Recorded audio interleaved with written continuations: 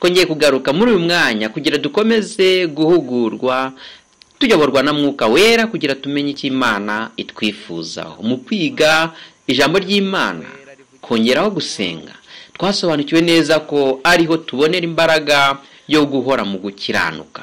Iyo umuntu arangaye gato atiga ijambo ry'Imana ntanasenge, igikurikiraho giteye ubwoba, ni ukwisanga ayobowe n'ibikorwa by'umwanzi Satani. Satani akamushora mu gukora ikintu yatinyaga gukora, akamushora mu gukiranirwa yarabitinyaga. Nshuti mwene data, niba dukomeje kwigana ijambo ry'Imana, ikintu cy'ingenzi umuntu akeneye ni uguhora yiga ijambo ry'Imana, hanyuma akongeraho gusenga. Turi kwiga ijambo ry'Imana muri iyi minsi, riri kuboneka mu mahame 95 yo gutsindishirizwa. Ubuntu n'amahoro bikomeze kubana nawe. Iribuka ko ejo twasoreje ku ihame rya 23 ryakurikiwe no kwiga neza incamake ikubiye mu cyigisho cya 4, kwitanga nyakuri, kwitanga ukareka ibikunezeza byo muri iyi si. Umuntu akaba afite byinshi akora byo gukiranirwa, akumva aranyuzwe kandi arishimye, ariko yakwakira agakiza k'Imana yamuhaye biciye mu mwami we, hanyuma akavuga ngo si nkomeza guteja agaciro Imana yanjye. Ibi nagiraga byo gukiranirwa, ibi nagiraga nunguka byinshi muri iyi si, ariko ari ugukiranirwa ndabiretse. Hanyuma akitanga, akareka icyaha cyamunezezaga, agakurikira inzira nziza y'agakiza yo guhesha Imana icyubahiro. Kuko kwitanga nyakuri twarebaga mu cyigisho cya 4 cyo kwitanga. Muri iki cyigisho cya 4 cyo kwitanga hari amagambo atandukanye twabonye dukwiriye kuzirikana. Mu mahame uko twagiye tuyabona mu ihame rya 17 kugera ku ihame rya 23, amagambo atandukanye y'ingenzi fatiraho ni amagambo twasomye mu gitabo cy'uwifuzwa ibihe byose kuri paje ya 314. Nitutishyira mu bubasha bwa Kristo, umwanzi ntazabura kutwigarurira. Abyumva nshuti mwene data, uko byagenda kose dukwiriye kugengwa n'imwe muri izo mbaraga ebyiri ziharanira kuyobora imibereho yacu cyangwa kuyobora isi. Kugira ngo umuntu atwarwe n'ubutware bw'umwijima, si ngombwa kubihitamo, birahagije kwirengagiza gufatanye n'ubutware bw'umucyo. Uku ni ukuri rwose, kuko iyo umuntu ahisemo gutangira gupfobya iby'ijambo ry'Imana, gupfobya gusenga, ikintu cyonyine kizakurikiraho nuko azasigara ayoborwa n'ubutware bw'umwijima. Umutima wose wanze kwiyegurira Imana uba wishyize mu butware bw'indi mbaraga. Niko bigenda, ntabwo uba ukiri uwa nyirawo, nubwo yakwibwira ko we yigenga, mu kuri aba yibeshya, kuko aba ahindutse imbata mu buryo burushijeho kuba bubi. Kuri paje yawe ya 461 mu gitabo cy'uwifuzwa ibihe byose, hari abumva ibyo bikabababaza bakibaza bati, none se umudendezo wacu nuwu? Niba turetse ngo tugengwe n'Imana mu buryo bwuzuye, ntituzaba tuvukijwe umudendezo wacu? Niba bimeze bityo se, ntituzaba nk'imashini? Oya nshuti mwene data, Imana umudendezo itanga ni agakiza ko kureka ibyaha. Iyo umuntu anejejwe no kwirinda gukora icyaha, ntabwo biba ari ukwishyira mu kuba imbata cyangwa kubaho nk'imashini. Oya, iyo umuntu yemeye kwirinda icyaha, ntabwo aba agiye kuba nk'imfungwa yo kudakora icyo ashaka. Iyo umuntu asobanukiwe ingaruka nziza ziva mu kwirinda icyaha, akuramo inyungu zo kubona amahoro y'umutima, kandi ni nacyo gikenewe cyane. Niba hari ikintu umuntu ashobora kwifuza mu buzima bwe bwose bwo muri iyi si, ni ukugira amahoro y'umutima. Iyo umuntu abayeho nta mahoro y'umutima, niyo yatunga ibimeze bite, niyo yarya ibimeze bite, niyo yabana n'abameze bate, abuze amahoro yo mu mutima, ntacyo bizaba bimumariye.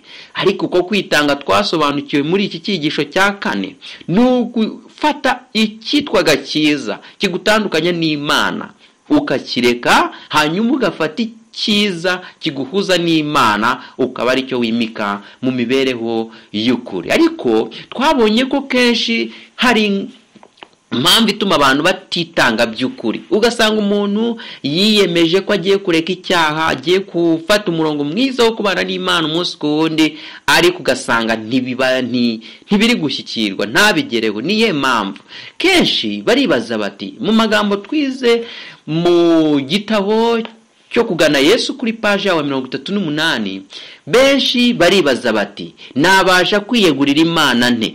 Ntabwo ari rimwe si kabiri uzumva umuntu yibaza, ni gute nshobora kuva muri ibi byaha, ni gute nshobora kureka iyi ngeso yambasi, iki cyamura nsubiramo umunsi ku wundi, ni gute nakireka? Benshi barabyibaza. Ariko noneho hari ikintu gitangaje twabonye hano mu kugana Yesu kuri paji ya 38, gati mwifuza kwiyegurira Imana nyamara mukaba abanyantegenye. Biterwa n'iki? Muri imbata zo gushidikanya, ndetse mugengwa na kamere y'ibyaha mwamenyereye. Ngibyo amasezerano n'ingamba mufata ni nk'inzu z'ibitagangurirwa. Nimushobora gutegeka intekerezo zanyu, guhubuka mugira, ndetse ntimwakwibuza ibyo mukunda. Nshuti mwene data, niba wumvise aya magambo twabonye mu kugana Yesu kuri paji ya 38, kenshi abantu impamvu batagera ku kwitangira Imana by'ukuri, kugira babane n'Imana by'ukuri, babaye imbata z'ibyo bamenyereye. Usanga umuntu yarabaye imbata z'ibyo yamenyereye, kandi kenshi ugasanga yubakiye ku gushidikanya. Umuntu afite gushidikanya, nk'uko twabyize mu byigisho bibanza, kwizera nyakuri ntabwo kuzaba mu mutima we. Twabonye ko kwizera ari umusaruro uturutse ku ijambo ry'Imana yakiriye akimika mu mibereho ya buri munsi. Kwizera ni umusaruro, kwizera ni ingaruka. Kwizera guva ku musaruro w'ibyo umuntu yashyizeho umwete. Niba hari ijambo ry'Imana wumvise ukumva icyo rigusaba, ngicyo ugiye gukora ni ukuribagarira ukoresheje guhora uritekereza, urishyizeho umutima, ukabigerekaho gusenga, nyuma hakaboneka umusaruro wo kwizera. Rero umuntu iyo afite gushidikanya nk'uko tubibona hariya, ntabwo azashobora gukura kamere ye mu mibereho ya buri munsi. Niba umuntu afite na kamere y'ibyaha yamenyereye gukora, akumva ahora anejejwe nabyo, adashobora kubireka, ntabwo ashobora kunezeza Imana, ntabwo ashobora kwemera kubana n'Imana. Kenshi ikizakurikiraho nuko aziyemeza kubana n'Imana no kureka icyaha, bikamera nko kubaka inzu z'ibitagangurirwa. Niba uzi inzu z'ibitagangurirwa, igikomyeho cyose kirayisenya. Ni nayo mpamvu rero umuntu utariyegura Imana by'ukuri, afite gushidikanya no guhora akunze cyaha yahozemo, aziyemeza kubana n'Imana, ejo abivemo. Yongere yiyemeze kubana n'Imana, ejo abivemo. Nk'uko inzu z'ibitagangurirwa zubakwa, ejo zigasenywa, igitagangurirwa kikongera kikabyuka cyubaka, mu kanya bakabigonga bigasenyuka. Ngibyo rero ibiba ku muntu utariyemeje kuzinukwa, kuba imbata y'icyaha no kugira gushidikanya muri we, ngo abirandure mu mutima we, hanyuma yimike kubana n'Imana mu mibereho ye ya buri munsi. Ariko rero hari ihumure, nk'uko twabibonye hariya kuri paje yaho ya 38. Uyu mwanditsi yarabivuze neza, ariko yongeyeho ko ari ihumure umuntu akwiriye kugira muri we, nubwo umuntu akenshi atekereza ko Imana yamuretse, nawe akumva kubera gwaguza buri munsi, ahora akora ibyo yishakiye, akora ibyaha, akwiriye kugira ihumure ry'uko Imana atari kimufata. Nubwo umuntu kenshi atekereza kuri ibyo akumva ko n'Imana ari kimufata, ariko Imana y'urukundo ihora iteze amaboko kugira uyisanga wese uwiyemeza kureka icyaha, agahora agendera mu gukiranuka, imwakire abane nayo. Kwitanga nyakuri rero niko twari turi kwiga muri iki cyigisho cya 4. Kwitanga nyakuri ko kuzinuka icyaha uko cyaba kimeze kose, ukakireka, ukumva ko kigutandukanye n'Imana, hanyuma ukagira amahoro y'umutima aturuka ku gukiranuka. Nshuti mwene data, waba warumvise byinshi bitandukanye by'ijambo ry'Imana, ariko nubwo wabyumvise hari ikintu ukwiriye gukora, ni ugutera intambwe ugafata umwanzuro uyu munsi, ukavuga ngo sinzongera gukora icyaha, ndiyemeje, ndamaramaje, ngiye kubana n'Imana byuzuye. Nshuti mwene data, ndakurarikira ko komeza kubana natwe tukigana amahame 95 yo gutsindishirizwa. Uyu munsi tugeze ku cyigisho cya gatanu. Icyigisho cya gatanu kiturarikira guhinduka nyakuri. Guhinduka atari ukuvuga ngo wari umukristo ariko none urahindutse ugiye mu gukiranirwa, ahubwo ni uguhinduka kuvana umuntu mu cyaha kumujyana mu kubana n'Imana byuzuye, agahora nejejwe no kubana n'Imana. Tugiye gukomereza rero ku ihame rya 24. Ndakurarika ngo ubane natwe tuze gusoza twungutse byinshi bituyobora mu mibereho yacu ya buri munsi, tugira gukiranuka, guhinduka. Twicishe bugufi dusenge, mukanya dukomeze. Uwiteka Mana ikomeye, mwongere ubugingo bwacu muri uyu mwanya, tuje imbere yawe, duturije imbere yawe kugira ngo abari wowe utuyobora.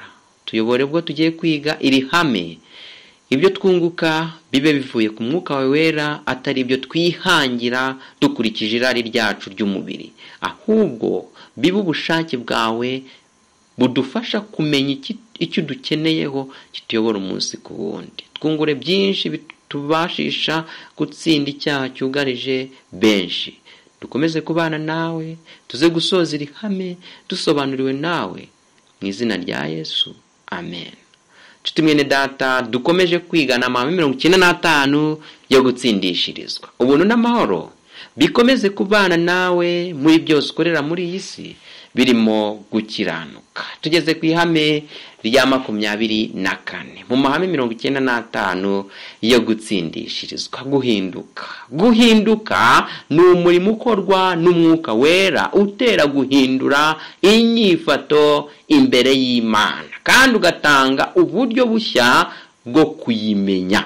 Guko guhinduka, umuntu ushobora guhinduka ahindura inyifato, nk'umuntu uhindutse by'ukuri.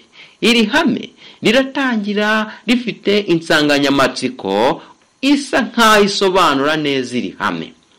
Ntushobora guhitamo umunsi wo kuvuka kwawe. Kugeza ubu ntawabishoboye. Tuvukira mu munsi wagenwe n'Imana. Bona nubwo ubuvuzi burushaho gutera imbere, ntibyoroshye guhitamo umunsi undi muntu azavukamo. Guhinduka byitwa kuvuka bundi bushya. Mu byamwuka guhinduka ni ukuvuka bundi bushya. Nshuti, ibi byigisho biragenda byuzuzanya neza cyane. Iyo urebye mu cyigisho twatangiriyeho, icyigisho cya mbere cyitwa gutsindishirizwa, aho wemera ko Kristo ari we ugiye kuba umuyobozi w'imico yawe n'imibereho yawe ya buri munsi, ugasobanurirwa icyigisho cya kabiri cyo gusobanurirwa uburyo icyaha kirindagiza umuntu kugera naho akora ibintu by'indengakamere, ariko akaba akwiye gusobanukirwa ko afite agakiza abonera muri Kristo, akabana n'Imana, akayoborwa n'Imana, agasobanurirwa icyaha uko kimeze, hanyuma akamenya uburyo akitwaramo. Ibi byigisho biruzuzanya n'ukuri, hanyuma akakira kwizera mu cyigisho cyaho cya gatatu. Kwizera nyakuri, kwizera ko kugira umusaruro guturutse ku ijambo ry'Imana umuntu yamenye, hanyuma akabona uwo musaruro ukamufasha gushikama muri gahunda y'Imana, akamenya ko byose abigezwaho n'Imana, ntacyo wubwo ari cyo. Akamenya ko ibyo atunze, ababana nabo, n'ibyazi ndetse n'ibyo afite, ntacyo byamugezaho, nta n'icyo byamumarira adafite kwizera Imana ko ariyo imugeza ku cyari cyo cyose. Icyigisho cya kane rero cyo kwitanga nacyo ni cyiza, kuko cyasobanuye uburyo noneho umuntu amaze kwakira kugakiza akeneye ubwe kugashikamamo yitanze, atajegajega. Hari umuntu ushobora kumva iby'agakiza, uburyo akwiriye kuva mu cyaha, ariko kuko atabyitangiye ngo yemere kuzinukwa ikintu cyamuheshaga amahoro y'iyi si yo gukiranirwa, atitanze ngo akivemo, ntabwo ashobora kuguma muri ka gakiza yakiriye. Nuko rero uyu munsi dukomeje iki cyigisho cya kane, guhinduka. Urumva bituzuzanya nshuti mwene data turi kwigana. Iki cyiciro cya kane rero cyo guhinduka, urumva ko bisaba ko umuntu niba amaze kwitanga akava mu cyaha, akemera kureka cya cyaha, akanababara, kuko kwitanga bigomba kugerekwaho kwemera kubabara no kugirwaho ingaruka zo kuva mu cyaha cyakunezezaga. Niba witanze ukemera kuva mu cyaha, ukareka inshuti zikugeza muri bya byaha, urumva ko hazabaho umubabaro w'iyi si ariko uguhesha ubugingo buhoraho. Guhinduka rero nyakuri nako kurashimangira ko wa muntu witanze yemera guhinduka, akava mu byaha ibya bindi byamunezezaga, akaba mushya, agahinduka. Nguko guhinduka rero byitwa kuvuka bundi bushya. Kuvuka gute? Ntago ari ugusubira mu nda y'umubyeyi hanyuma ngo wongere uvuka, ahubwo ni ukureka cya cyaha, ni ukureka ya mico ya kera, ahubwo ugatangira inzira nshyashya yo kwemera ko ugiye kuyoborwa na Mwuka Wera, ukumvira ryajwe rya rindi rikubwira ngo icyo ugiye gukora ni icyaha, ukaryumvira, hanyuma hakagaragara umusaruro wo guhinduka. Iri rero ni itangiro ry'imibereho y'iby'umwuka. Kimwe no kuvuka bisanzwe, ntushobora guhitamo umunsi wo kuvuka kwawe mu bya mwuka. Ibi birasobanuka gute? Birasobanura ko iyo umuntu yumva ijambo ry'Imana akaryakira umunsi ku wundi, akabyumva, akagenda byumva gake gake, agenda yumva ko akwiriye kuva mu cyaha. Uko ugenda wumva ijambo ry'Imana uriha agaciro, ntabwo ari ukuvangura ryumva nurangiza uritesha agaciro, ahubwo uko ugenda uriha agaciro niko uzagenda uhinduka. Ariko twasobanukiwe ko kimwe no kwitanga, guhinduka bizasobanura ko umuntu wamaze kwitanga, wa wundi wiyemeje kuva mu cyaha, niwe ushobora guhinduka, kuko ntabwo umuntu azahinduka akiri imbata y'icyaha.